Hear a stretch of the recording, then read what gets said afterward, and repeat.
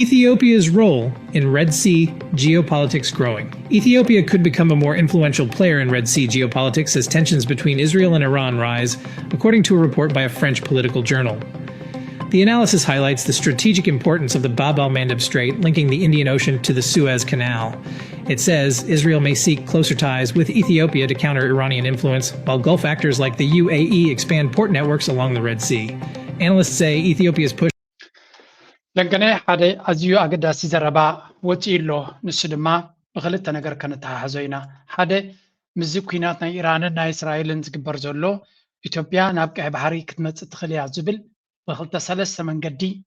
استفل عليه حجرات بعبيت مسيحتات كدف علون رلنا زدما نبلتقنا تبقى سنتاي تصبلخا زمسل زربايو مجمريا በፕሮፓጋንዳ በሁሉ መንገድ ናበይገጽ ይሄዳሉ ቀይ ባህርን የማስመለስ እቅድ ነው ያለን ቀይ ባህር ድሮም የኛ ነው አሁንም የኛ ሆኖ ይቀጥላል ማለት ነው ቀይ ባህር ቢመለስ ብናስመልሰዋለን ብዬ ተስፋ አደርጋለሁ ቀይ ባህር የሚገባው ለኢትዮጵያ ነው ስለዚህ ቀይ ባህርን ደግሞ እናስመልሳለን ቀይ ባህር ጉዞ እንግዲህ ያው ከህዝባችን ምንም አንፈልግም ከህዝባችን የምንፈልገው ሞራል ብቻ ትውልዱ ያው ይሄን ነገር እያየ ቤት መቀመጥ የለበትም እኛም መከተል አለበት ምንም ለሀገር ስለሆነ ድረስ ቀይ ባህርኛ ነው ለወደፊትም ለቀጣይም ቀይ ባህርኛ ሆኖ ይቀጥላል ማለት ነው ማስመለስም አለብን ለማስመለስም ወደፊት እንጂ ወደ ኋላ አንልም ቀይ ባህር የኛ ነው ነገም ዛሬም ዝግጁ ነን ሲጀመር እቅዴ ያው ቀይ ባህር ነው ከምትሪዎም ዘለኹም ናይ ባህር ልምምድ ዝገብሩ ዘለዉ እዮም እዚኦም ትሪዎም ዘለኹም ኣብዘን ጀላቡ ዲኻ ክትብለን ትኽእል ዋላ ተንሳፈፍቲ ባምቡላታት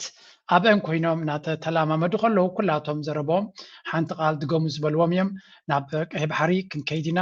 ኢትዮጵያ ዝግባኣ ናይ ኢትዮጵያ ንብረት ነይሩ ከነማልሶ ኢና ካብ ህዝብና ድማ ወላ ሓንቲ እንደልና ሞራል ጥራይና ንደሊ እዮም ዝብሉ ዘለዉ እዚኦም ወታደራት ብዝቐረባ ዝተመረቑ እዮም ዝመስሉ ነቶም ቅድሚኦም ሓሊፎም ኣፈቐዱ ተማሪኾም ዘለዉ ኣሕዋቶም ኣይረኣይዎምን ምሳቶም ቀጣ ኣይተራኸቡን እየ ክብል ዝኽእል ምክንያቱ ንግሆም ምሸትን ክማረኹ ዝውዕሉ ዘለዉ ኣሕዋቶም እዮም ግን ድሓን ንግዚኡ ሸለል ክንብሎም ኢና ክሳብ ቆቢዕ ቀይሕ ገይሮም ክኸዱ ይፀንሑ ክሳብ ፋኖ ዝረኽቦም ወይ እውን ካልእ ዝረኽቦም ድሕሪኡ ኢዶም ንላዕሊ ሂቦም ክሃድሙን መስኪን እየ ኢሎም ከብሉ ኢና ንሰምዖም እዚ ብብዙሕ መንገዲ ክንሪኦ ኢና ምክንያቱ ናይ ባሕሪ ዝብል ኣዘራርባ ኣመና ድምፂ ወሲኹ ኣሎ ሓንቲ ድማ ኣብዚ ክወስኸልኩም እየ ምክንያቱ ዎል ስትሪት ጆርናል ዝበሃልን ናይ ፈረንሳ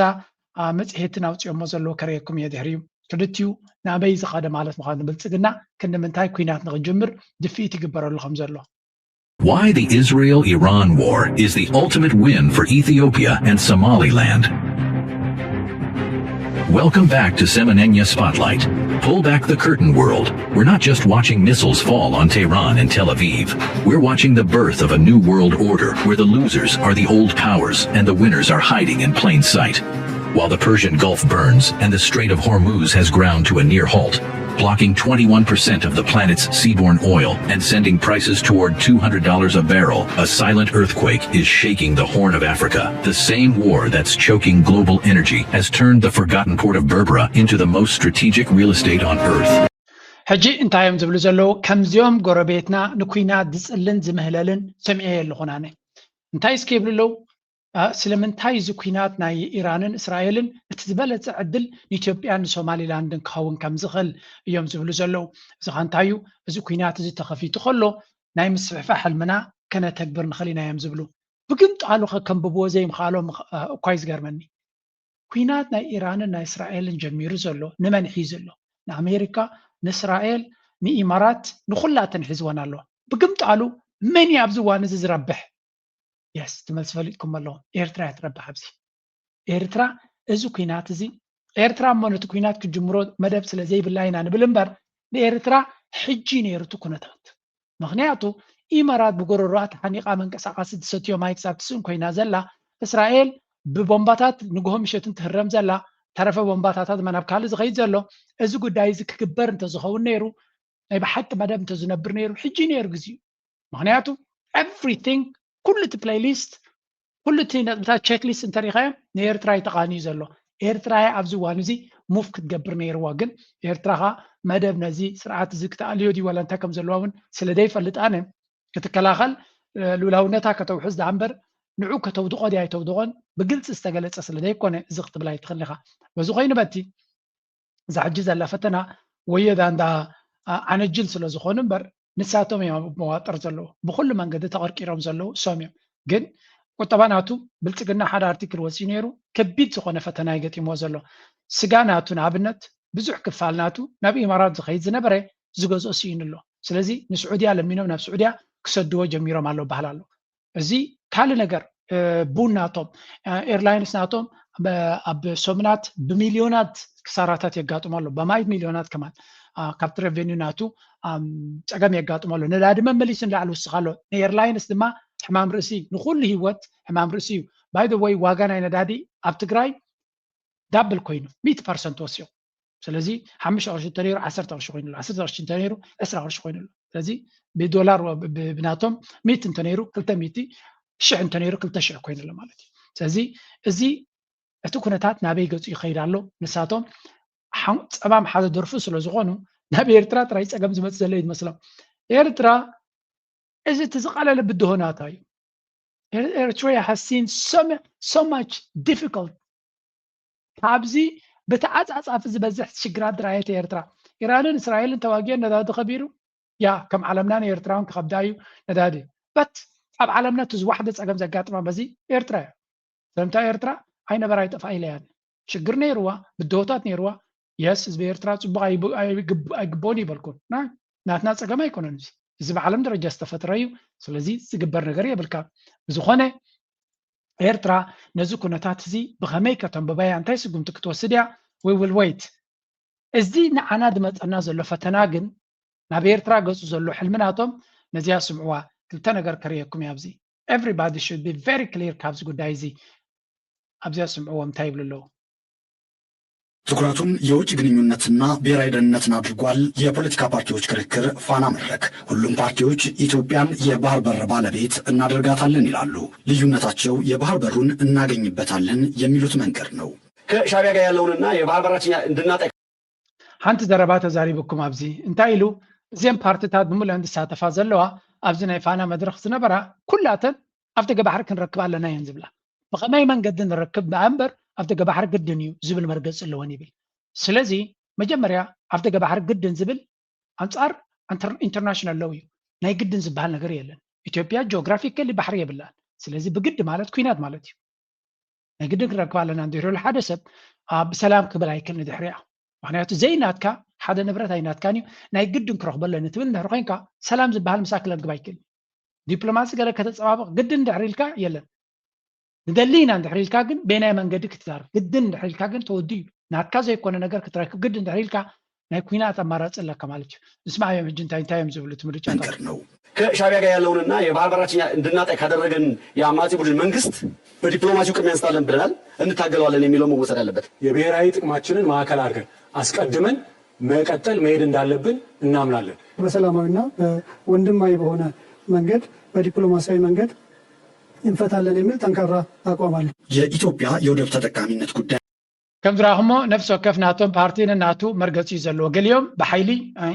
ኤርትራ ብሓይሊ እያ ተወሲዳ ብዘይፍትሓዊ መንገዲ ኣከይዳ ዝብል ርእቶ ዘለዎም ግድን ከነማልሶ ኣለና ዝብሉ ክህሉ ከለዉ ካልኦት ናይ ኢትዮጵያ ጥቕሚ ተጠቂምና ናይ ሃገራዊ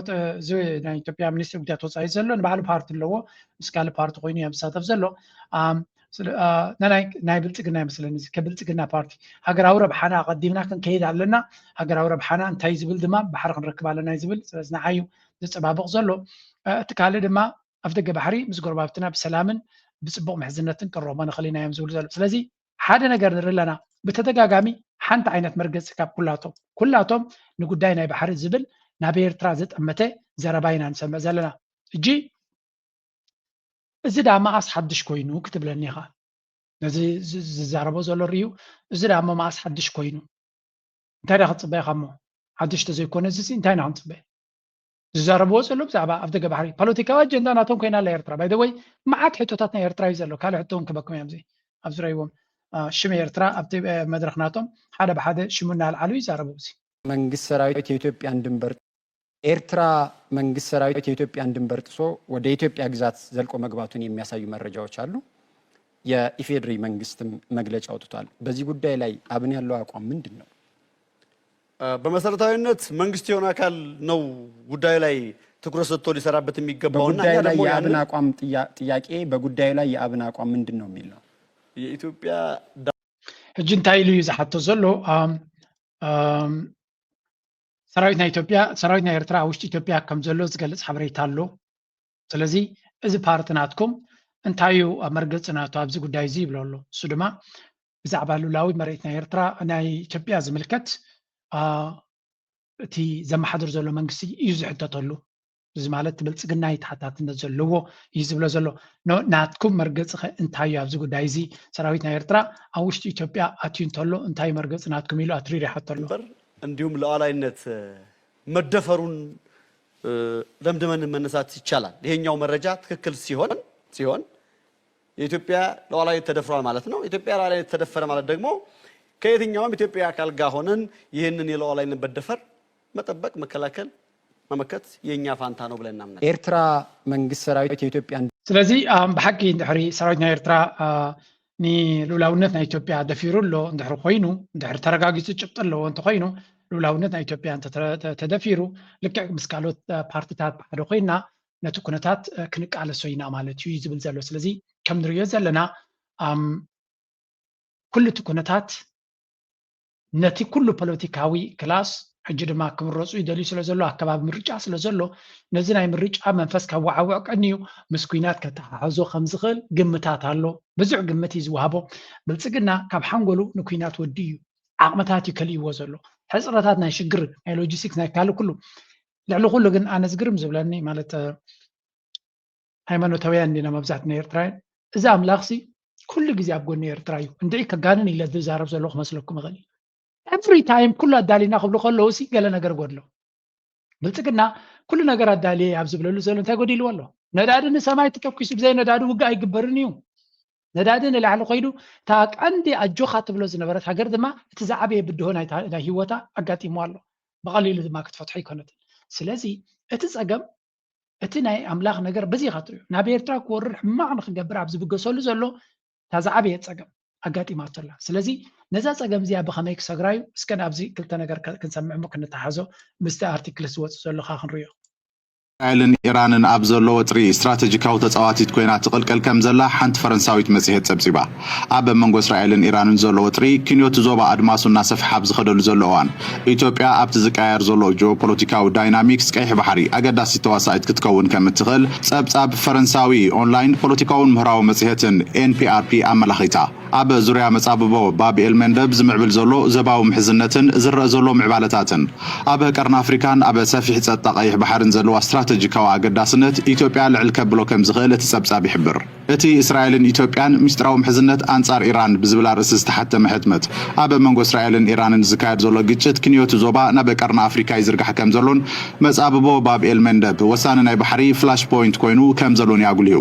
እቲ መጻብቦ ንህንዳዊ ውቅያኖስ ምስ ስዊዝ ካናል ዘራኽብ ብምዃኑ ንዓለም ለኻዊ ንግዲ ኣዝዩ ኣገዳሲ ይገብሮ ዝኾነ ንነዊሕ እዋን ዝጸንሕ ምዝባዕ እንተላይ ብሓይልታት ሑቲ ዝተኣወጀ እገዳ ኣብ ዙርያ ኬፕ ኦፍ ጉድ ሆፕ መስመራት መራኽብ ከገድድ እዩ እዚ ድማ ናይ መጓዓዝያ ግዜን ወጻኢታትን ክውስኽ እዩ ተባሂሉ ኣሎ እቲ ትንታነ ከም ዘመላኽቶ ፕረዚደንት እስራኤል ኣይዛክ ሄርዞግ ኣብ ቀረባ እዋን ናብ ኣዲስ ኣበባ ዘካየዱ ዑደት ከም ኣካል ስትራቴጂካዊ ምቅርራብ ዝረአ ኮይኑ እስራኤልን ኢትዮጵያ ካብ ሊባኖስ ክሳብ የመን ዝዝርጋሕ ጽልዋ ኢራን ንምምካት ብዲሞግራፊ ሓያልን ብወተሃደራዊ መዳይ ብቑዕ መሻርክትን ያላ ከም ትሓስባ ተገሊጹ ኣሎ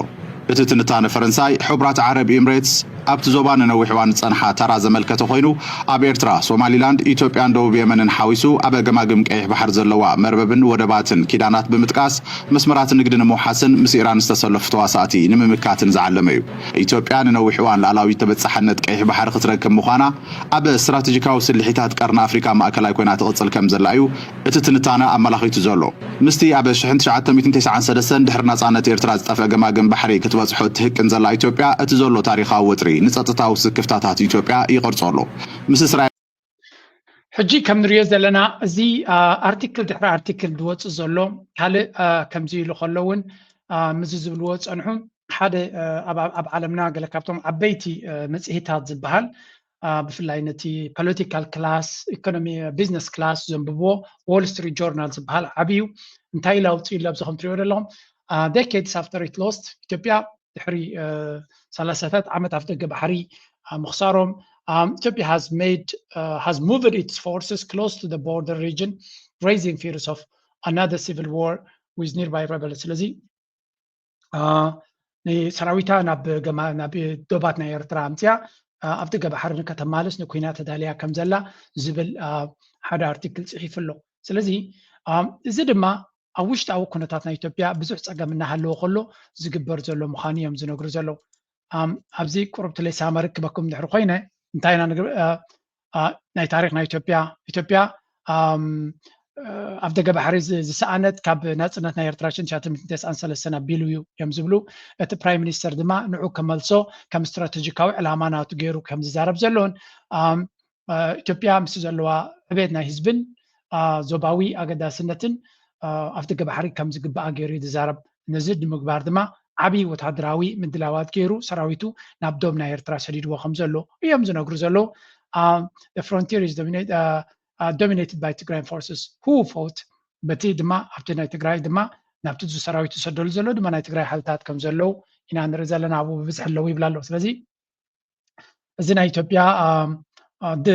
ምጥፋእ ናይ ኣብቲ ገባሕር ዝብል ኣጀንዳ ኣብ ኩናት ክፈጥር ከም ዝኽእልን ኣብ ዝሓለፈ ኩናት ክሳብ 600,000 ሰባት ከም ዝተቐተሉ ዝግለጽ ኮይኑ እዚ ሕጂ ዝግበር ዘሎ ድማ ናብ ካልእ ጥፍኣት ከምርሕ ዝኽእል ምዃኑ እዮም ዝነግሩ ዘለው እዚ ጉዳይ እዚ ናበይ ክኸይድ ይኽእል እቲ ዞባ ብምሉእ ኣብ ከቢድ ፍጡር ኣብ ዘለወሉ ሕቶ ናይ ቀይ ባሕሪ ድማ ክሳብ ክንደይ ኣገዳሲ ንቁጠባ ናይ ቁጠባ መፅሄት እውን ስለ ዝኾነ ቆላሕታ ንክግበረሉ ብዙሓት ሰባት ይዕዘቡ ኣለዉ ግን ስጉምቲ ዝወስድ ከም ዘየለ እዚ በብዙሕ መንገዲ ዝዝረብ ዘሎ ኩሉ እዚ ንሪኦ ዘለና ነጥብታት እናሓዋወስካ እንድሕር ከይድካ እቲ ዝበሃል ዘሎ ኩነታት ኣብዚ ሓደ ኤርትራዊ ንፉዕ ትንታነ እንታይ ኢሉ خالد ዝበሃል እንታይ ኢሉ መብዛሕትኡ ግዜ እዚ ናይ ብልፅግና ዝብልዎ ነገር ክትርኢ ከለኻሲ ናይ ሕማቕ ናይ ጋዜጠኛነት ወይ እውን ኣብ ደገ ባሕሪ ናትናይ ነይሩ እንድሕር ናፅነት ኢና ሲኢናዮ ገለመለ ዝብልዎ ሕማቓት ጋዜጠኛታት ናይ ምዕራብ ድማ ካብኣቶም ቀዲሖም ዝገብርዎ ኮይኑ ዝስማዓካ ኢሉ ኖ እዚ ኣካል ናይቲ ኣጀንዳ እዩ እስራኤል ነዚ ኣጀንዳ ዝደልዮ ዘላ ነዚ ናይ ብልፅግና ኣብ ሚድያ ዘለዋ ፅልዋ ናይ እስራኤል ተሪኻ ድማ ኩሉ ግዜ ፍሬሚንግ ሚድያ ኩሉ ግዜ ነቲ ናራቲቭ ናቶም ይክደፍእ ዝፍትን ስለዚ ኣገይን እቲ ብልፅግና ዝደልዮ ዘሎ ኩናት ናይ ካልኦት ኣዘዝቲ ስለ ዝኾነ ንሳቶም ኣብቲ ሚድያ ብኸመይ መንገዲ ነቲ ናይ ኩናት ኢትዮጵያ ተበግሳላ ካብ ዜሮ ተበጊሱ ልኡላውነት ክደፍር ይገብር ኣሎ ኢሎም እዮም ክፅሕፉ ዝግብኦም ልኡላዊ ሃገር ቻርተር ናይ ዩናይትድ ኔሽንስ ከምኡ ድማ ኢንተርናሽናል ለው ጥሒሱ ኩናት ክገብር እዩ ዝፍትን ዘሎ ሲቲ ፋክት ግን እንታይ ይብሉ ቀደም ኣብቲ ገባሕር ነይሮም ሲኢኖም ህዝቢ ስለ ዘለዎም ገለ እቲ ፕራይም ሚኒስተር ዝሓስቦ ዘሎ እዩ ገለ እንታይ ማለት እዩ ኩሉ ሽፋን ነቲ ንሱ ዝገብሮ ዘሎ እዩ ትፅቡቕ ነገር ግን ኤርትራ ነዚ ጉዳይ እዚ ዝኣክል ምድላዋት ኣለዋ ጥራይ ዘይኮነ ኤርትራ ዘላቶ ኩነታትን ብልፅግና ዘለዎ ኩነታትን ኩልና ንፈልጦ ኢና ምናልባት ነቶም ቀፃሊ ኣብ መዓልታዊ ንከታተሉ ዘየለና ሓንቲ ቪድዮ ክበክም እየ ኣብዚ ስምዑ አካባቢዎች የተደረጉ ተጋድሎችን ጨምሮ የአብይ አህመድ አገዛዝ ምን እያደረገ ነው? ግራ የሚያጋቡ በአንድ በኩል ሰራዊቱን ይሰበስባል፣ በሌላ በኩል ደግሞ መልሶ የሚበትንበት እርምጃው ሰውየው ምንድነው የፈለገው? ጦርነት ነው ወይስ የማታለልና የማዘናጋት እርምጃዎችን በመጠቀም የስልጣን እድሜውን ለማራዘም እርምጃዎችን እየወሰደ ነው ያለው? ሌሎች ብዙ ነገሮችን ማንሳት ይቻላል። ለማንኛውም የምንጀምረው ከአማራ ክልል ወቅታዊ የህልውና ተጋድሎ ጋር በተያያዘ የደረሱትን መረጃዎች በማካፈል ይሆናል። ወደ አንተ ልምጣ። መሳይ አመሰግናለሁ። የአማራ ፋኖ ብሔራዊ ንቅናቄና የአገዛዙ ጦር ወይም ጽምር ጦር የሚባለው ኃይል በበርካታ ቦታዎች ላይ ከፍተኛ የሆነ ውጊያ እየተደረገ እንደሚገኝና በአጠቃላይ ግን ሽንፈትና መበተን የማይሰለቸው መማረክ የማይሰላቸው መቁሰልና መሞት የማይሰለቸው የአገዛዙ ጦር በሄደበት አካባቢ ሁሉ ከምዚ እትሪእዋ ዘለኹም ፋኖ ብኩሉ መንገዲ እዩ ዝድክሮ ዘሎ እንታይ ዘርየካ ሓደ ካብቲ ዝብልዎ ዘለዉ ፋኖ እቲ ብፍላይ እዚ ሕብረት ወይ ሓድነት ካብ ዝፈጥር እዚ ሓበራዊ ግንባር ካብ ዝፈጥር ምንቅስቃሳት ናቱ ካብ ንኣሽቱ ነገራት ናብ ዓበይቲ ነገራት እዩ ዝሰግር ዘሎ ሓደ ካብዚ the Amhara Fano National Movement ማለት እዩ is reportedly transitioning to a large scale offensive aimed at clearing the Amhara region of government force ስለዚ እቲ ፋኖ ካብ ንፅል ዝበለነ ንኣሽቱ መጥቃዕትታት ዕብይ ዝበለ መጥቃዕቲ ነቲ ናይ ብልፅግና ሰራዊት ጠቕላላ ፀራሪካ ንምውፃእ ስጉምቲ ክወስድ ይደሊ ከም ዘሎ ንኣብነት ብጎንደር እንድሕሪና ናይ ፋኖ ሓይልታት ብፍላይ ናይ በላይ ዘለቀ ብላክ ላዮን ኮርፕስ ማለት እዩ ክሌምድ ቪክተሪ ኒያር ጎንደር ኢን ዛንታራ ዝበሃል ማለት እዩ ወይ ከዓ ዳርያ ዝበሃል ሪፖርቲንግ ኦቨር 46 ጋቨርንመንት ትሩፕስ ኪልድ ክሳብ 46 46 ወታደራት ናይ ብልፅግና ቀቲሎም ነዚ ቦታታት ክቆፃፀሩ ከም ዝኽኣሉ ከምኡውን ኣብ ወሎ መከት ፍሮንት ዝበሃል ማለት እዩ ከቢድ ዝኾነ ኩናት ይካየድ ከም ዘለዎን ብፍላይ ኣብ ፍላቂት ዝብልዎ ዘለዎ ማለት እዩ ኣብ ከባቢ ገርገራ ክኸውን ይኽእል እቲ ሪዞርት ጀንበለ ዝብልዎ ንፋስ መጭዋ ንያር ወልድያ ፋኖ claims to have seized strategic locations forcing government ኣብ ኩሉ ክሳዕ ክንደይ ነቲ ብልፅግና ቻሌንጅ ይገብርዎ ከም ዘሎ ኣብ ኩሉ ዋላ ኣብቲ ሽዋ ዝበሃል እውን ከምኡ እዚ እንታይ ዘርእየካ እቲ ፋኖ ዝበሃል ምርሻ ናቱን ገስጋስ ናቱን ይቕፅል ከም ዘሎን ብልፅግና ድማ ብትክክል ስርሑ ይሰርሕ ኣሎ ስራሕ ናይ ብልፅግና ምምራኽ ስለ ዝኾነ ክማረኹ ይውዕሉ መጀመርያ ኣፎም ክሳብ ዝቕደድ ይፍክሩ ድሓርካ ኣብ ዝተገበረት ግንባር ድማ ሕጂ ትፋኖ ከማን ነቲ ምምራኽ ናቶም ስለ ዝለመዶ እቲ ፀገም ማይንድሰት ናትካ እውን ይቕየር እዩ ድሕሪ ብዙሕ እናመራኽካ ምስከትካ እንታይ ክትኸው ፀላኢ ክገጥመካ ዘይክእል ኮይኑ ይስማዓካ ከምዚ ኣብ ብስፖርት ተሪእኻዮ ሓንቲ ጋንታ ክትስዕር ተጀሚራ ናይ ምስዓር መንፈሳ እናሓየለ እዩ ዝኸይድ ስለዚ እዚ ድማ እቲ ዊኒንግ ሜንታሊቲ ዝበሃል ይመፅእ ኣሎ ኣብ ልዕሊኡ ድማ እቲ ቁጠባ ብልፅግና እዚ ከይመፅእ ከሎ ኢትዮጵያ ቁጠባ ናታ ቀልውላው ኣለዎ ገለ ንብል ነርና ሕጂ እተን ቀንዲ መሻርክታ ዝኾነ ሃገራት ዓረብ ተዓፅየን ኣለዋ ብኩሉ መንገዲ ዝቕልባ ዝነበራ ዝገዝኣላ ዝነበራ ብኩሉ መንገዲ ተዓፂቡ ኣሎ ስለዚ እቲ ዝርከቡ ገንዘብ IMF ድማ ብጎረሮም ምሕናቕ ክገድፍ ኣይኮነን ብልፅግና ታይም ቦምብ ኣለዎ እዩ ናይ ግዜ ቀልውላው ኣለዎ እዩ ብግዜ ክፍንጀር ዝኽእል ቦምብ ኣለዎ እዩ እሱ ከይመፅእ ከሎ እዩ ዝጓየ ዘሎ ገለ ምክንያት ፈቲሩ ነቲ ዘለዎ ኩነታት ክሰግረሉ ዝኽእል መንገዲ እንተፈጠረ ኢሉ ዝኾነ እቲ ጉዳይ እዛ ናይ ምርጫ ትብል ደላ ፕሮፓጋንዳ ካብ ዜሮ ተበጊሳ ኣይኮነትን እቲ ኩነታት ይርያ ስለ ዘሎ ሽፋን ክትኮነሉ ትኽእል ነቲ ህዝቢ ድማ ኮንዶኾን ገለ ነገር ዕድል እንተፈጠር ብገለ ነገር ገለ እንተተፈጠረሉ ዝብል ኣጀንዳ ስለ ዘለዎ እዩ ስለዚ ኣክንዲ ውሽጣዊ ፀጥታ ናይቲ ሃገር ኩነታት ናይቲ ሃገር ርዩ ንዑ ክፈትሕ ዝፍትን እንታይ ዝገብር ዘሎ እሱ ኣብ ዘየድሊ ኣብ ጥቕሚ ዘይብሉ ፕሮፓጋንዳን ናይ ኩናት ሓለኽለኽን ወፊሩ ኣሎ እቶም ናይ ብልፅግና ኣሚን ሲሪየስሊ ሓደ ሃገር ክሳዕ ክንዲ ዝፈርስ ዘሎ ኣብ ደገ ባሕሪ ናበልካ ኣጀንዳ ትገብር ኣብ ደገ ባሕሪ ሲ ኣጀንዳ ክኸውን ይግባእ ዶ የስ ኣብ ደገ ባሕሪ ከድልየና ክእል እዩ ብላብላ ክትብል ትኽእል ኢኻ በታ ውሽጢኻ 3-4 ዓይነት ግንባር ዘለካ እሞ ንግሆም ምሸትን ክብትነካን ከፍርሰካን ዝደሊ ምዃኑ እናረኣኻ ከለኻ ዩ ጀስት ኣብ ካልእ ዓይነት ኖይስ ኣብ ካልእ ዓይነት ሽግራት ኢኻ ድራማታት ክትፈጥር ከለኻ ኢትስ ኣሜዚንግ ግን ከም ንሪኦ ዘለና ኣገይን እቶም ንዑ ኣጆኻ ዝብልዎ ዝነበሩ ከነ ናብ ዝኸድካዮ ክንዕጅበካ ኢና ኣብ ጎንኻ ደው ክንብል ኢና ዝብልዎ ዝነበሩ መዓልቲ ብመዓልቲ ገሪፎሞ ይጠልምዎ ኣለዉ ስለ ዝፀልዎ ይኮኑ ዝፀልምዎ ዘለዉ ዓቕሚ ናቶም እውን እናተወደየ እናተፀንቀቐ ስለ ዝኸደ there is no much ብዙሕ ክገብርሉ ኣይክእሉን እዮም ስለዚ ነዚ ኤርትራ ነዚ ዕድል እዚ ድማ ብኸመይ ክጥቀመሉ ኢና ኩሉና ረኣና ክንከታተሎ ኢና ኣብዴት እውን shortage in Tigray, banks disrupts aid operations. Humanitarian operations in Ethiopia's Tigray region are being hampered by limited cash availability in local banks, according to the UN's Humanitarian Office, OCHA. Aid groups say the shortage is making it difficult to deliver assistance to nearly 900,000 internally displaced people. Officials warn food, medicine, and shelter supplies remain limited. Some organizations are transporting cash from the federal level to continue operations as humanitarian needs remain. ኣብ ትግራይ ዘሎ ሕፅረታት ናይ ገንዘብ ናይ ኩሉ ዓይነት በዚያ ጌርና ክንሰግራ እቲ ቁጠባዊ ቅልውላው ኣብ ኢትዮጵያ ዘሎ ንምጉላሕ ማለት እዩ ዘቅርቦ ዝነበረ መድሓኒት ሙሉእ ብምሉእ ደው ከም ዘበሎ ቢሮ ጥዕና ትግራይ ኣፍሊጡ ሓላፊ ቢሮ ጥዕና ግዜያዊ ምምሕዳር ትግራይ ዶክተር ኣማኑኤል ሃይለ ኣብ መቐለ ኣብ ዝሃቦ ጋዜጣዊ መግለፂ መንግስቲ ፌደራል ካብ ወርሒ ጥሪ ጀሚሩ ንትግራይ ዘቅርቦ መድሓኒት ሙሉእ ብምሉእ ደው ኣቢሉ ምህላው ብምጥቃስ እዚ ንጥዕና መላእ ሕብረተሰብ ዝጎድእ ጃምላዊ መቕፃዕቲ ብምፅዋዕ ዝምልከቶም ትካላት ፌደራልን ዓለም ለኸ ለገስቲ ትካላትን መፍትሒ ከናድዩ ፃውዒት ኣቕሪቡ ክሳብ ዝሓለፈ ወርሒ ተሓሳስ ብዘይተስማዕምዕ መንገዲ መድሓኒት ካብ ወፃኢ ኣትዉ ከም ዝነበሩ ዘዘኻኸረ እቲ ሓላፊ ቢሮ ኣብ ወርሒ ጥርን ለካቲትን ቀረብ ሙሉእ ብምሉእ ደው ከም ዘበለ ያብርሁ ቅድሚ ሕጂ ንዞባና ዝምልከት እገዳ ነዳድን ድጎማን ባጀት ኣብ ጽላት ጥዕና ከቢድ ብድሆ ከም ዝፈጠረ ዘዘኻኸረ ዶክተር ኣማኑኤል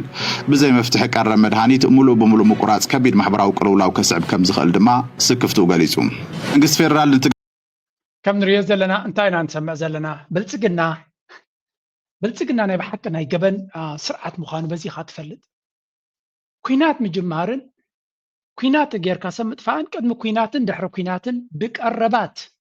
ንሰብ ብመድሃኒት ብፋይናንስ ብነዳዲ ብኻልእ ጌርካ ዓፂኻ ነቲ ሰብ ምንብርካኽ ስርሑ እዩ ሞዩ እዩ እዚ ድማ ኣካል ናይ ጀኖሳይድ ይትቆፀር ደይመ ደይልካን ህዝቢ ከም ዝንብርከኽን ሞራሉን መንፈሱን ኩሉ ነገሩ ከም ዝዳኸም ምግባር ገበን እዩ ስለዚ እቲ ብልጽግና ዝገብሮ ዘሎ ኣካል ናይቲ ክገብሮ ዝደሊ ዘሎ ኩናት ድዩ ዝደሊ ዘሎ ሕማቕ ድዩ ዝደሊ ዘሎ you can just ካብዚያ ነገር እዚኣ ክትመሃር ትኽእል ኩሉ ግዜ ንሪኦ ዘለና እቲ ኩነታት ካበይ ናበይ ይኸይድ ኣሎ ከተተሓሕዞ ምስ ትኽእል ጥራይ ድማ ዝርዳእካ ስለዚ ብልጽግና ሕማቕ ምግባር መድሃኒት እቶም ተጋሩ 10 ግዜ ብልጽግና ኣብ ጎኖም ኮይኑ ዝሓልየሎም ዘሎ ዝመስሎም ኣለዉ ኣኹም ክብሉ ከም ድሌቶም ክብሉ ኽእሉ እዮም ብሓፈሻ ግን ኣብይ ኣሕመድ ኢንቴንሽንስ ናቱ ድሌት ናቱ መደብ ናቱ ንጹር ዝኾነ እዩ ኣብዚ እዋን እዚ ድማ ናበይ ገፁ ይኸይድ ከም ዘሎ እንታይ ክገብር ይደሊ ከም ዘሎ ዕላማታት ናቱ እንታይ ምዃኑ ኢና ንርኢ ዘለና እንተሰሊጥዎ ኩነታት ዳዩ ዘይሰልጦ ዘሎ እምበር ንሱ እንታይ ከም ዘድሊ ዘሎ ንርኢ ኣለና ንእዞም ትግራይ ሓሒኑ ናብ ኤርትራ ገፁ ወራር ክገብር እዩ ዝደሊ ዘሎ ፀገም ግን እቲ ቁጠባ ኣይፍቅድን እዩ ዘሎ እቲ ኩነታት ኣይፍቅድን እዩ ዘሎ እቲ መድረኽ እውን ኣይተባብዖን እዩ ዘሎ ሓንቲ ኩናት ክመፅእ ከም ዝኽእል warning signs ዝበልዋ ስምዑ clearest warning signs you've seen that indicate war between Ethiopia and Eritrea could break out at any time? Well, there is a clear sign, but most importantly, there is a convergence of multiple signs. This is not just a possible war involving Eritrea and Ethiopia, but also involving the Tigray region. We are seeing an increased rhetoric of accusations and counter-accusations, but they're mostly coming from the federal government that is accusing the Tigrayan political and military leaders of colluding with Eritrea. And these were accompanied by, or compounded by, shall I say, ብሓፈሻ እንታይ ኣሎ ምልክት ብቐጥታ ኩናት ምስ ኤርትራ ክጅምር ከም ዝኽእል ወይ እውን ኩናት ክጅምር ከም ዝኽእል ንጹር ዝኾነ ምልክታት እንታይ ኣሎ ንዝብሎ እቲ ኩናት ምስ ኤርትራ ጥራይ ኣይኮነ ምስ ትግራይ እውን ክዋጋእ ከም ዝደሊ ምልክታት ኣሎ እሱ ድማ ቀጻሊ ናይ ኩናት ቅስቀሳ ተሃዲድ ፈኸራ ንኩናት ክዕድምዎ ዝደሉ ድሌታቱ ከምዘይ ብኩሉ መንገዲ ክደሊ ከም ዝኽእልን ሓይሊ ከም ዘለዎን ማለት እንታይ ከም ዝብል ዘሎ ብዙሕ ግዜ ሪና ኣለና ስለዚ ኩናት ንምግባር ናይ ዓቕሚ ሽግር ሓፂርዎ ጥጡ ተደይሉ ኩናት ንኽገብር ክሳዕ ክንደይ ተሃንዲዱ ወዲዩ ከም ዘሎ ዝገልጽ ሓበሬታ ብኩሉ ኢና ንሰምዕ ዘለና ኣገይ ነገራት ከምቲ ንሱ ዝደልዮን ከምቲ ንሱ ዝሓልሞን ኣይኮነን ዝኸይድ ዘሎ ንሕና ነቲ ኩነታት ማለት ውግእ ክናዋሓልና ንደሊ ወይ እውን ውግእ ክቕፅለልና ንደሊ ንብል ኣለና ግን እቲ ነገራት ክትሪኦ ከለካ ድማ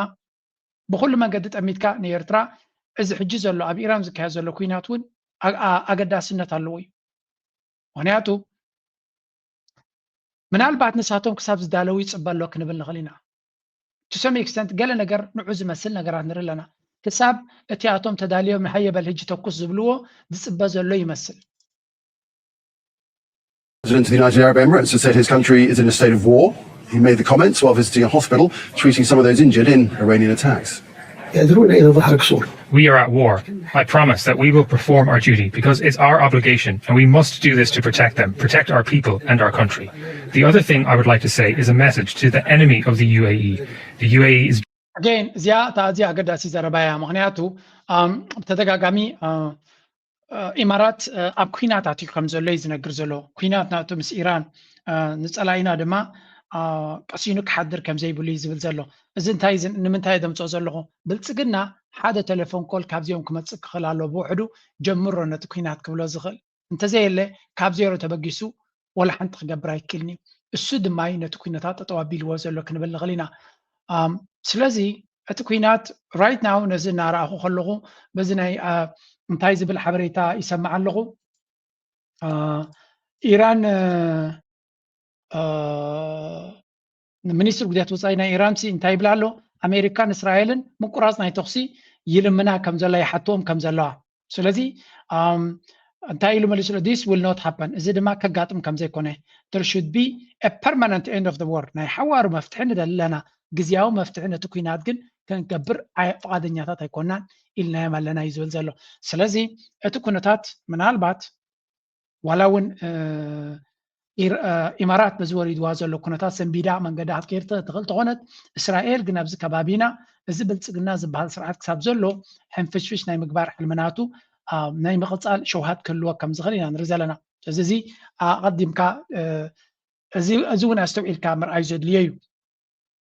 ካልእ እንታይ እዮም ዝብሉ ዘለው ካልእ እቶም መራኽብ ኣብ ናይ ጋልፍ ኦፍ ኣብትናይ ወሽመጥ ሃርሙዝ ተዓፅዮም ዘለው መንገድታት ይቕይሩ ከም ዘለው እንታይ ብላ ኣሎ ብዘይ ጅናብነት ካልዩ Chinese owners and all Chinese crew to avoid Iranian attacks. No. Yesterday I wrote that ships in the Persian Gulf were changing their transponders to broadcast Chinese owner and all China crew.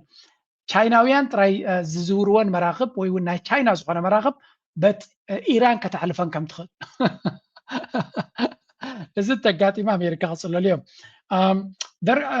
there is now a 30,000 ton Chinese intelligence vessel sitting in the Gulf of Oman confirming exactly what those transponders signal already told you. ስለዚ ቻይና ነቲ መንገድቲ ንዓብ ዘረብሕ መንገዲ ንከትዕልፎ ክትፍትን ከም ትኽእል ይረአ ኣሎ ብርግፅ ቻይና ነዳድና ወሰደትን እናሰለጣን ከሎ ኣሜሪካ ሓንቲ ዘይትረክብ ስቂላ ክትርኢ ዝከኣል ኮይኑ ይስምዓንን እዩ ብሓፈሻ ግን እቲ ኩነታት ካብ ግዜ ናብ ግዜ እናተቀያየረ ይኸይድ ከም ዘሎን ናይ ቻይና ፍሉይ ዲፕሎማት ኣብቲ ከባቢ መፅዩ ገለ ነገር ለውጢ ክመፀሉ ዝኽእል ዲፕሎማሲ ክፍትን ከም ዝኽእል እዮም ዝነግሩ ዘለው ነዚ ተጋጢሙ ዘሎ ኩነታት ቻይና ክትፈትሖ እንተጀሚራ ድማ ናይ ኣሜሪካ ሞት ኣብኡ ዝጅምር እዮም ዝብሉ ዘለው ስለዚ Chinese interest the war ሓንቲ ዓባይ መርከብ ናይ ቻይና ኣብ ከባቢ ኦማን መፅያ ከም ዘላ ይዝበሃል ዘሎ እዚ ድማ ንምንታይ ስለያዊ ሓበሬታት ትብ መርከብ እያ እዮም ዝብልዋ I can see a lot of information about this ኣብ ካልእ ግዜ ብቪድዮ ከምፃልኩም ክፍትነ ምክንያቱ ካብ ግዜ ናብ ግዜ ሓበሬታ እናከብና ኣብ ላይፍ ከለና እውን ነቲ ዘሎ ኩነታት ክንህበኩም ስለንደሊ እቲ ኩነታት ሓደ ነገር ጥራይ ዝበርሃልካ ብቐሊሉ ክፍታሕ ዝኽእል ኩናት ከም ዘየለ እዚ ኩናት እዚ ድማ ብዙሓት ናይ ብዙሕ ኢዳት ይወሎ ኢራን ድማ ኣመነት ሃሪማ ወይ እውን ብዙሕ ሕማቕ ኣጋጢሙዋ ስለ ዘሎ ብሒደት ቃላት ናይ ዶናልድ ትራምፕ ወይ እውን ናይ ካልእ ነገራት ሓሳባታ ቀይራ ነዚ መንገዲ እዚ ሕራይ ኢላ ናብታ ሽሙ ክትኣቱ ትኽእል እያ ክንብል ኣይንኽእል ኢና ግን ብርግፅ ኢራን እውን ነቲ ዝወርዳ ዘሎ ሓደጋታት እውን ሪስክታት ከተጉድል ካልእ መፍትሒታት ክደሊ ከም ትኽእል ከም ርዱ ጌርና ንወሰዶ ንዓና ዘገድሰና ኢማራት ኣብ ከቢድ መድረኽ ኣሎ እስራኤል እውን ከም ሕሱም ይረም ኣሎ ስለዚ ኣብይ ኣሕመድ ኣብ ዘን ቀረባ መዓልታት ኩናት ክጅምር እንድሕር ኮይዱ ንዕርበቱ ክኸውን ዝኽእል ዳ እምበር ንጥቕሙ ክኸውን ዝኽእል ኣይመስለንን ነዚያ ንሰሚዕና ናብቲ ናይ ዞባና ክምለስ ኢና እሞ እዚ ኩናት እዚ ንቀርኒ ኣፍሪቃ ብቐጥታ ይኹን ብዘይቀጥታ ዘለዎ ፅልዋ እንታይ እዩ ክመስል ከመይ ኢኻ ትሪኦ እስኻ ናይ ኢትዮጵያ ናይ ኤርትራን ዘሎ ህሉ ኩነታት ግን ፍልይ ኣቢልና ክንሪኦ ኢና ድሓን ክልተ ዓይነታት ፅልዋ እዩ ክህልዎ ሓደ ኣወንታዊ ፅልዋ ኣለዋ ሓንቲ ካልኣይ ከዓ ኣሉታዊ ፅልዋ እዩ እቲ ኣወንታዊ ፅልዋ ክበሃል ዝኽእል ኣብዚ እዋን እዚ ሃገራት ኢማራት ዓረብ ወይ ከዓ ኢማራት ሓድነት ናይ ኢማራት ዓረብ ማለት እዩ ኢማራት ናብልና ንፅውዓ እዚኣ ሃገር እዚኣ ኣብ ቀርኒ ኣፍሪካ ኣብ ሶማል ኣብ ኢትዮጵያ ኣብ ሱዳን ኣብ ሊብያ ካልኦት ካብኡ ንሓሊፍካ ክሳብ ኣልጀርያ ዝበፅሕ መሓውር ብምስዳድ ብዙሕ ትኽሰስ እያ በዘን ሃገራት እዚአን ኣብዚ ከባቢ ዝፍፀም ዘሎ ቅልውላዊ ይኹን ውግእ ካልእን እሳ ብቀጥታ ክትክሰስ እያ ፀኒሓ ስለዚ ኣብዚ እዋን እዚ ንነፍሳ ኣብ ውግእ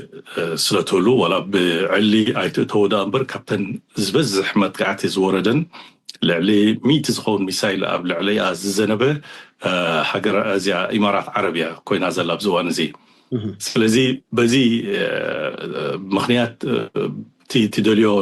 ክትገብሮ ዝፀንሐት ኣብ ዝሓለፈ ዓመታት ኣብዚ ከባቢ እዚ እንዳወሓደ ክኸይድ ምዃኑ ምናልባት እውን ተጠዋብ ዝብለሉ ኩነታት ክፍጠር ከም ዝኽእል ክፍለጥ ይከኣል እዩ በዚ ምክንያት እዚ ኣብ የመን ዳርጋ ወፂያ እያ ዘላ ካብ የመን ካብ ሶማል እውን ብጀካ ኣብቲ ናይ በርበራ ዘለዎም ህላወ ዳርጋ ሙሉእ ሶማል ትርክብ ተቆሪፁ እዩ ዘሎ ኣብ ሱዳን እውን ብስ ፀቕጢ ናይ ስዑድያ ኣብ ሱዳን ትገብሮ ምትእታው ብፍላይ ከዓ ምስቲ ናይቲ RSF እንዳተባሃለ ዝፍለጥ ሓይሊ ጠጠው ንኽተብል ብዙሕ ፀቕጥታት ይግበረላ ኣሎ ማለት እዩ ኣብ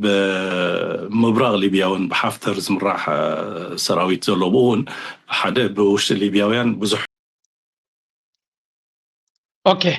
እዚ ትሰምዑ ፀናዕኩም ናይ መወዳእታ ኣብዴት ክበኩም እየ ኣገደስቲ ሓበሬታታት ወፅአን ኣለዋ ኢማራት ሓድሽ ፅሑፍ ነቲ بإسرائيل زورد الله كسي which is let me show you أنت بارئكم نير حدا ኣገዳሲ ክሲ ኣብ ልዕሊያ ወሪዱ ከም ዝነበረ እቲ ክሲ ድማ እዚ ብጀሩሳሌም ፖስት ዝወፀ ማለት እዩ እዚ እስራኤል ደይ መደይላ ንኢራን ንዩኤኢ ታርጌት ንክትገብር ዝገበረቶ እዩ ብምባል መሊሶም ኣለው ዝኾነ ናይ ኢራን ናይ ማይ መፃረይ ቦታ ዝሃረምና የብልናን እዚ ምንጭ ተጠቂሞምሉ ዘሎ እዚ ጀሩሳሌም ፖስት ዝገይርዎ ዘሎ ፖስት ድማ ኣብ መንጎ እስራኤልን ኢማራትን ዘሎ ዝምድና ብኣሉታ ክፀልዋ ከም ዝኽእል ገሊፃ ኣላ ምክንያቱ ብጎረሮኣ ንክትቅተል ወይ እውን ናይ ጎረሮኣ ፀገም ንክመፃ ዝገበርዎ ፅሑፍ እዩ ብምባል እዮም ዝዛረቡ ዘለዉ እዚ ሓደ ካብቲ እስራኤል ክንምንታይ ብዕብዳን ናታ ወይ እውን ብትዕቢት ናታ ንኢማራት ከም ትቅጥቃጥ ገይሮማ ከም ዘለዉ ዝገልፅ ሓበሬታ ንርኢ ኣለና ሓደ በሉ ካብዚ ሕጂ ዝወፅእ ዘሎ ማለት እዩ ካልእ ሓደ ብሬኪንግ ኒውስ ድማ ኣሎ እሱ ከዓ መንግስቲ ስዊዘርላንድ ናይ መጀመርያ ካብ ኤሮጳ ማለት እዩ ኖ መበል ካልኣይ ክኸውን ይኽእል እዩ ምክንያቱ ስፔን እውን ከምኡ ገይሩ ነይሩ እንታይ ኢሉ ኣሎ እስራኤልን ኣሜሪካን ኣብ ልዕሊ ኢራን ዝገበርዎ ግህሰት ናይ ዓለም ለኻዊ ሕጊ እዩ so the US Israeli attack on Iran was a violation of international law ብምባል ንኣሜሪካን ንእስራኤልን ወራር ኣብ ልዕሊ ኢራን ከም ዝፈፀማ ተዛሪቡ ኣሎ እዚ ካብ ስዊዘርላንድ ትፅበዩ ኒውትራል ሃገር ኦፍ ኮርስ ፈርያ ሳውን ግን ካብ ዶናልድ ትራምፕ ናዞፎል ሰልቺዎም ስለ ዘሎ ሓቂ ምዝራብ ከም ንቡር ገይሮም ይወስድዎ ኣለዉ ካልእ ከም ንብሎ ዘለና እቲ ዝዓበየ ዝበሃል ዘሎ ኣሜሪካ እቲ ሚኒስትር ጉዳያት ወፃኢ ናይ ኢራን ምስ ሚድያ ናይ ኣሜሪካ ዝተዛረቦ ናቱ ሓበሬታታት ይወፅእ ኣሎ ክሳብ ሕጂ ካብ ዝረኣናዮ ግን ብቁራፅ ናይ ተኽሲ ክገብር ድሌት ከም ዘይብሉ ኣሜሪካ ሬጂም ቼንጅ ዝፈተነቶ ከም ዝፈሸለ ይገልፅ ኣሎ ስለዚ ያ ኣብ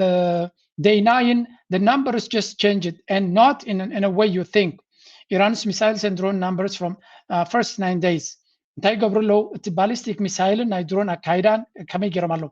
ኣብ ቀዳማይ መዓልቲ ብዙሕ ሚሳይላት ተኪሶም ክሳብ 350 ሚሳይላት ከም ዝተኮሱ ድሕሪኡ 175 ኣብ ካልኣይ መዓልቲ 120 ራብዓይ መዓልቲ 50 ገለና በለ ኣብ መበልታሽኣይ መዓልቲ 21 ሻምናይ መዓልቲ ትማሊ ማለት እዩ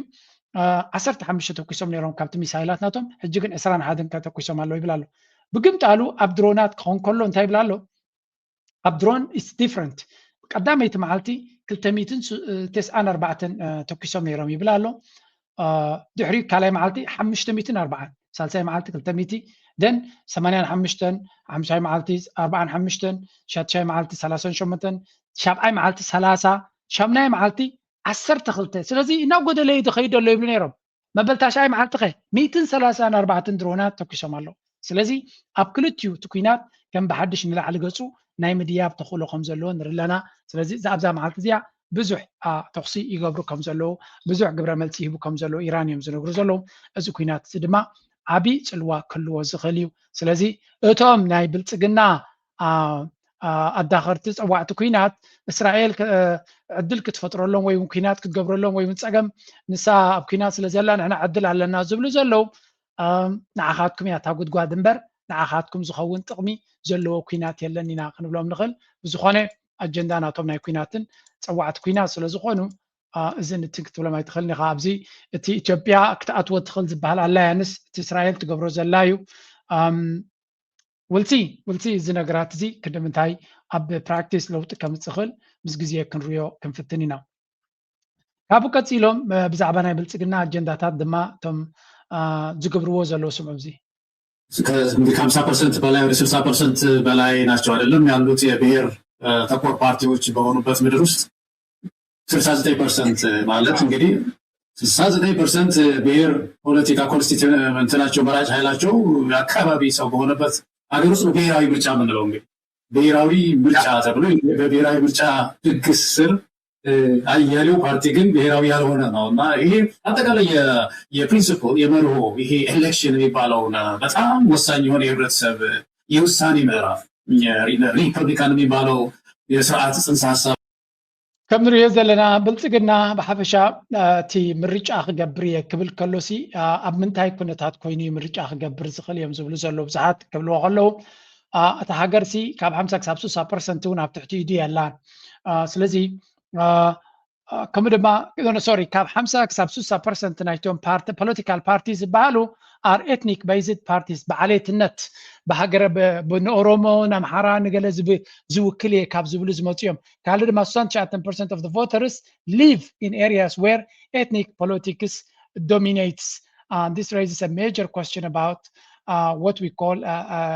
national elections. لذي كم دما تزبي ويون كباب 7% حزبنا يتهجر بعليت زب أورومو زب محران تراين تحريلك بعليتو ويون بناتو إثنيك أبز جلوس أقول كل سلزق قمت انتاي كجبر أورومو يدمرز أمحرا يدمرز سلزي هاجراوي من رجع كتب لون قرب كبد زبلايو يا حداك ناتو عليتاوي من رجع يجبر كم زلوا يمزنقرو سلزي نايتوبيا كنتات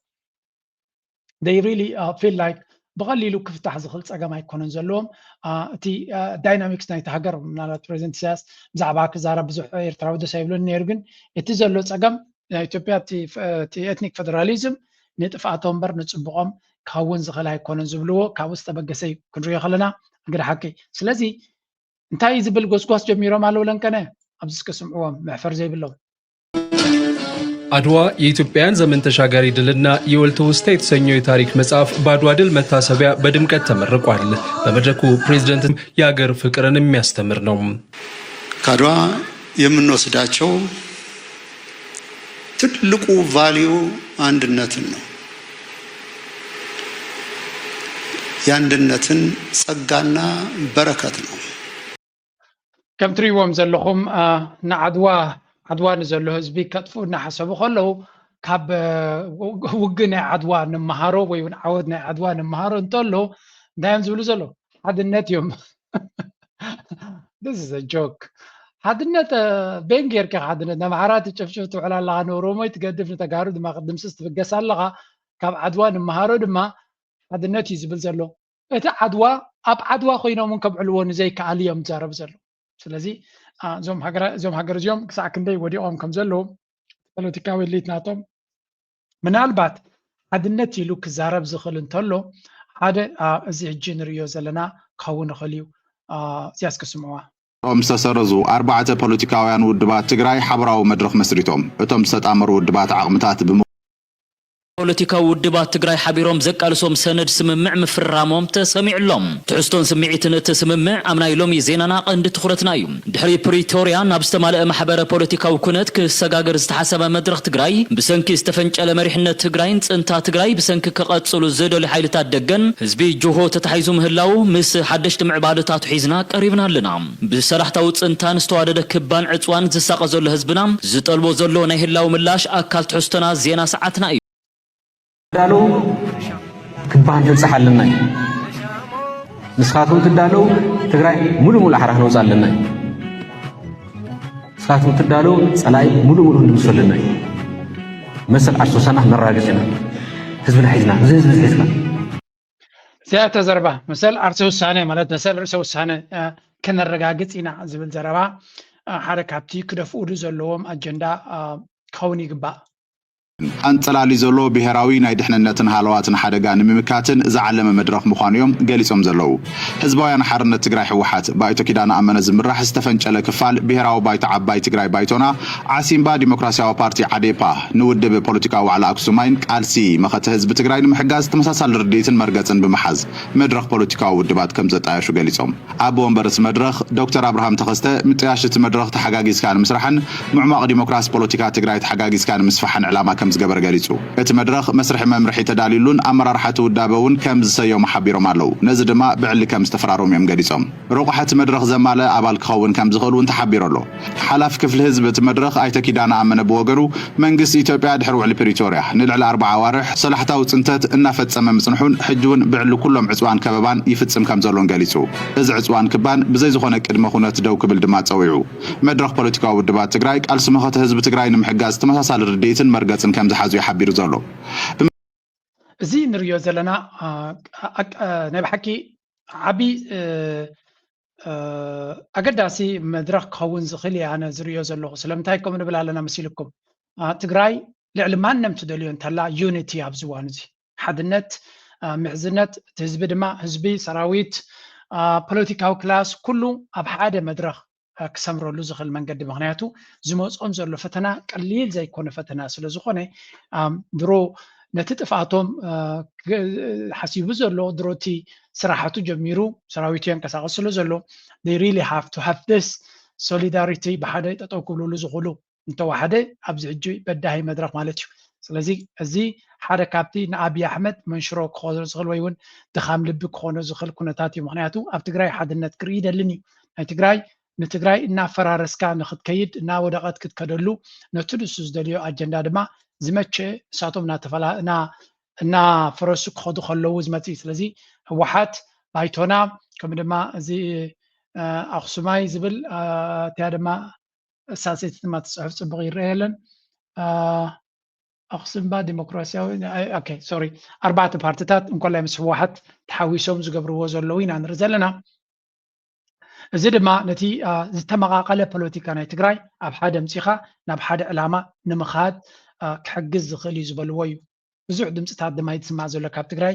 እንተወሓደ ትፀላእዮም ብዝኸዶ ዘሎ መንገዲ ተሓድነቶም ዝሕይል ዘሎ እዩ ዝመስል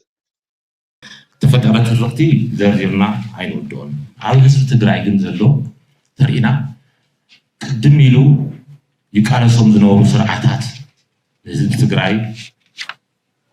ንምስጓን ኣይግዝኣን ዝብለና ህዝቢ እዩ ኣብ ኢድና ቁፅርና ክነውዕሎ እዚ እዩ ክንገብሮ ዝግበአና ኢሎም ዝወሰድዎም ዝተኸተልዎም ፖሊሲታት ኣብ ጎና ጎኒ ናሬቲቭ ዘለዎም ናሬቲቭ ትርክትታት ኣለዎም ትግራይ ከምዚ ጌርካ ክትገዝኦ ትግራይ ከምዚ እዩ ሕድሕዱ ናባኣስካ እዩ እታ ተጋሩ ተሃልዮም ሓደ ትግራይ ተሃልዩ ፍርሓዮ ክልተ ክልተ ኮይኖም ግን ፀገም የለን ክበኣስ እዮም ገለገለ ካብሉ ዝብሉ ጀሚርካ ብዙሕ ዓይነት ስቴሪዮታይፕስ ይፈጥሩ ዝነበሩ ገዘእቲ ካብኡ ላዕሊ ግን ትግራዋይ ሕድሕዱ ከይሳነይ ምስ ካልኦት ወገናት እውን ከይሳነይ ምስ ህዝቢ ኤርትራ ከይሳነይ ምስ ህዝቢ ኣምሓራ ከይሳነይ ምስ ህዝቢ ኦሮሞ ከይሳነይ ዝፍጠሩ ትርክትታት ኣለዉ ዝተፈላለዩ ተፃበእቲ ሓይልታት ዝፍጠሩ ፕሮፓጋንዳታት ኣለዉ ሓቲታት ኣለዉ ስትራክቸር ዝኾነ ቅርፂ ዝሓዙ ትርክትታት ማለት እዮም ሓቲታት ክንብል ኩሉ ግዜ ዝገልፅዎም ትክክለኛ ዘይኮኑ ዝግለፁ ሓቲታት ብተፃበእቲ ሓይልታት እዚ ብምጥቃም እዩ ንኣብነት እነ ሕዚ ብልፅግናና ኣብይ ኣሕመድ ናብ ስልጣን ዝመፁ ኣብ ፍፃሞም ክፀንሑ ዝደልዩ ኣለዉ እዚ ኩናት እውን ዘሳልጥሉ መሳርሒኦም እዚ ፅልኢት ዘለዓዕሉ ህዝቢ ትግራይ ምስ ኤርትራ ህዝቢ ትግራይ ምስ ኣምሓራ ህዝቢ ትግራይ ምስ ኣገውን ዓፋርን ህዝቢ ትግራይ ምስ ኦሮሞ እዚ ከምዚ ዓይነት ሌክቸርስ እውን ኣገዳሲ ክኸውን ምክንያቱ as we can see ሓደ ካብቲ ነቲ ፀላኢ ኣብቲ ንሱ ክዕወተሉ ዝኽእል ባይታታት ክትሃርሞ እንተፈቲንካ ትራይኻ ነቲ ዓወትካ ከተሳልጦ ትኽእል ድሮ እቲ ህዝቢ ኣምሓራ ተንስዩ ዓብይ ምንቅስቃስ ኣብ ዝገብረሉ ዘሎ ናይ ትግራይ ሞቢላይዜሽን ወይ ናይ ትግራይ ኣወዳድባ ድማ ናብ ፅቡቅ ደረጃ ይመፅእ ኣሎ ስለዚ እቲ ናይ ዓቢ ዕምሪ ድማ ብመንጥር እናሓፀረ ክኸይድ ከም ዝኽእል ጥራይና ንርኢ ምሕቢኢት ክደልዮም ዝተፈላለየ ኣጀንዳታት ክፈጥሩ ከም ዝኽእሉ ፍሉጥ እዩ ግን ኣብዚ እውን ሓንቲ ዝዛረብዋ ዘሎ ኣብዚ እዋን እዚ ኢትዮጵያውያን ምን ይላል ዳመናው ምን ይላል ብሎ ሲዘፍን ሄድና ከዛ ቀጥሎ ደግሞ ይሰጣል አርሰህ ብላ ይላል እና ክላይሜት ወይም ደግሞ ከባቢ ያያል ያጠናል እና የኢትዮጵያ ደመና ምን ይላል ዛሬ ምርጫ ይላል ይላሉ ወደ ምርጫ መግባት አለበት ደግሞ ሰባተኛው ምርጫ ነው ምርጫ ድግስ ላይ ነን ይላሉ ሌሎች ምሁራን ደግሞ እንደዚህ እዚህ ያሉት እነ ፕሮፌሰር ጌታቸው አቶ ያሬድ ፕሮፌሰር ቢንጋን ጨምሮ ሌሎች ወገኖች ደግሞ በተለያዩ ጽሁፎቻቸው ላይ የሚያሳየው ደመናው ሌላ ነው የሚለው ሽግግር ይላል ቀይ መብራቶች በስተዋል ዝም ብሎ በዚህ ብሓፈሻ እቲ ዘረባ እንታይ እዩ ብግዳ ሓቂ ክትሪኦ ከለካ ኢትዮጵያ ኣብዚ እዋን እዚ ንምርጫታት ዝኸውን መድረክ ድዩ ዘለዋ ሃዋህው ናታ ናይ ምርጫ ድዩ ዘሎ ወይስ ዝወደቐ ስርዓት መሰጋገሪ ስርዓት ዝደልየሉ ዘሎ ግዜ ኢና ዘለና ዝብሉ ከዓ ትሰምዕ ስለዚ ኢትዮጵያ ዘላቶ ኩነታት ከቢድ ዝኾነ ኩነታት ስለ ዝኾነ መሰጋገሪ ስርዓትን መሰጋገሪ ሽምግልና እንዳይ ዘድልያ እምበር ኣብዚ ሕጂ ዘላቶ ኢትዮጵያ ብዙሕ ነገር ንምርጫ ጌርካ ወይ እውን ምርጫ ፈፂምካ ክሰግረሉ ትኽእል ወይ እቲ ሃገር ክትረጋግዓሉ ትኽእል ዝረአ ነገር የለን ዝብሉ እውን ኣለዉ ሓቂ ድማ በማየት ኣሽሓት ዝቁፀር መንእሰይ ኣብ ፈቐዱ ግንባራት ተንስዩ ብረት አልዒሉ አንጻርቲ መንግስቲ እናተቃለሰን ብኩሉ መንገዲ ድማ ናዕነዎ ክትርኢ ከለካ ከይሓፈረት መንግስቲ ድማ ሓፊሉ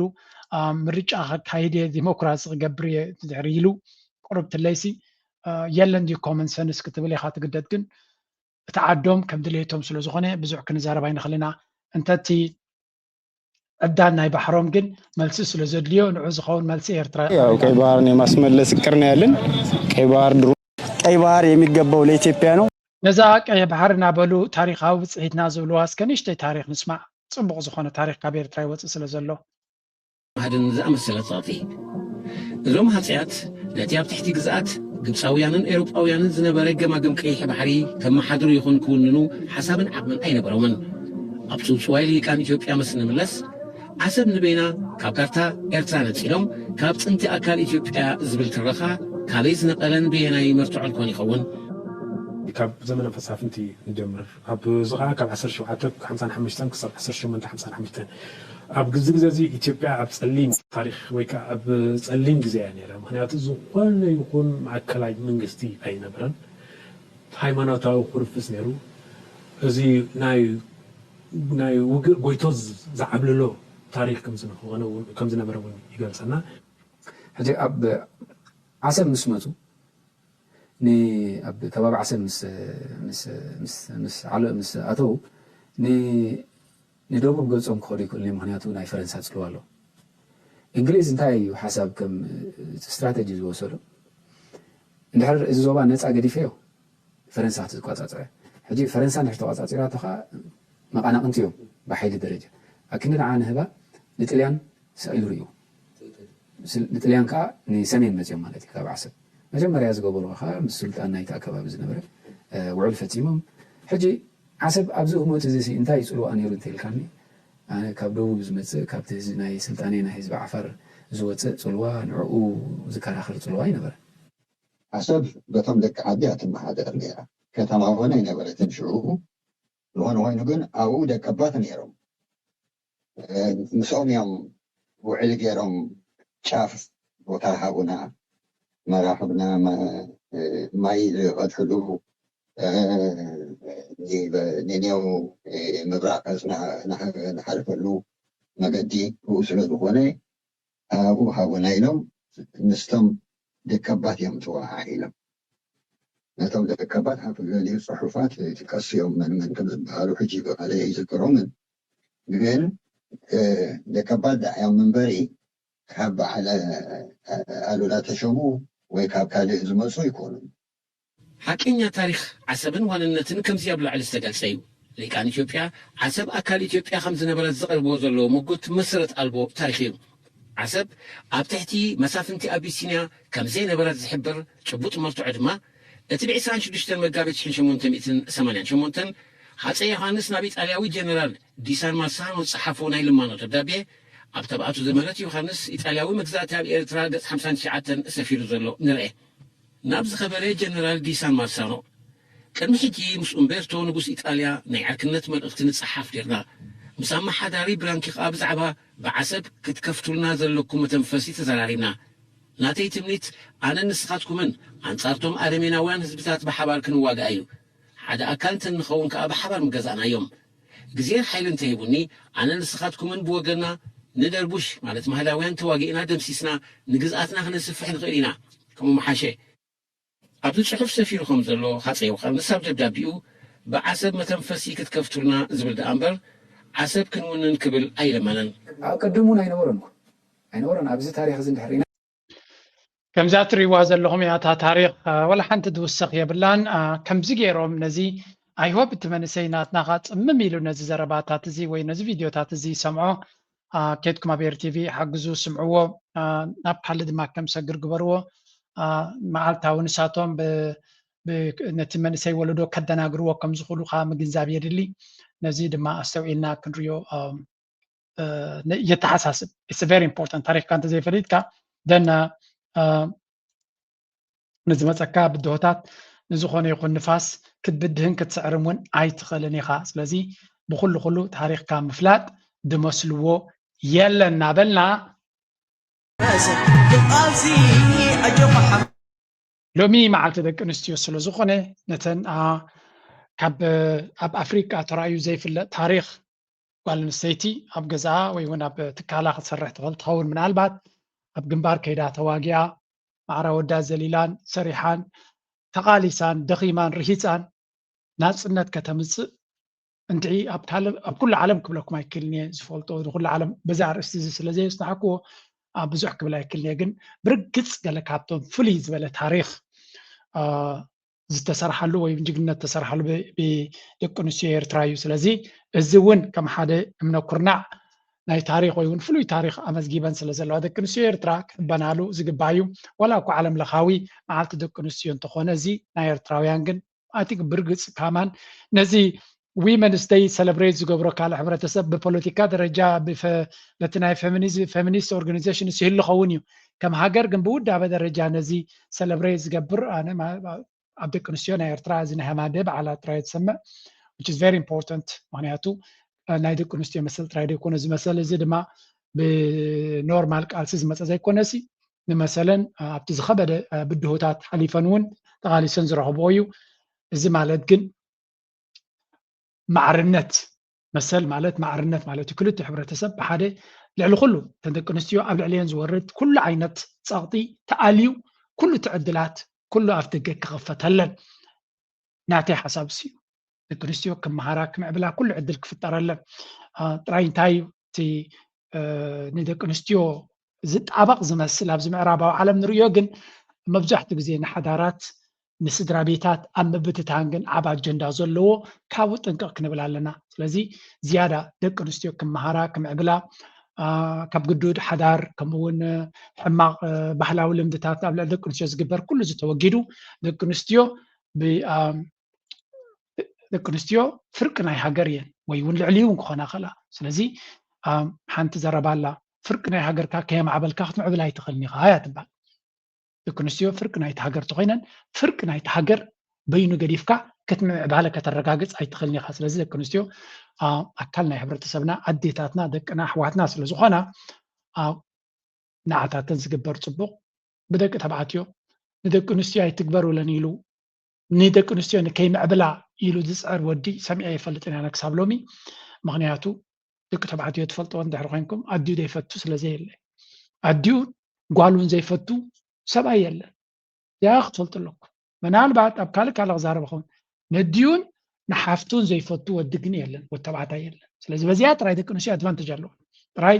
ዶንት ፑሽ ኢት ቱ ማች እቲ ፀገማት ኣብ መንጎ ደቂ ተባዕትዮን ደቂ ኣንስትዮን ዘሎ ባእሲ ኣብዚ ምዕራባዊ ዓለም ዝርዮ ኣብ ሕብረተሰብና ክኸይድ ኣይደልዮን እየ ብዝኾነ ዋንስ ኣገይን እንኳ ኣብዚ በዓል እዚ ኣብቅዓ ክነናበልኩ በዛ ጠንቲ ደርፊ ናይ ትግራይ ክገትፈክነ ጠንቲ ደርፊ ንመዓልቲ ደቂ ኣንስትዮ ተደርፈት እያ መስለኒ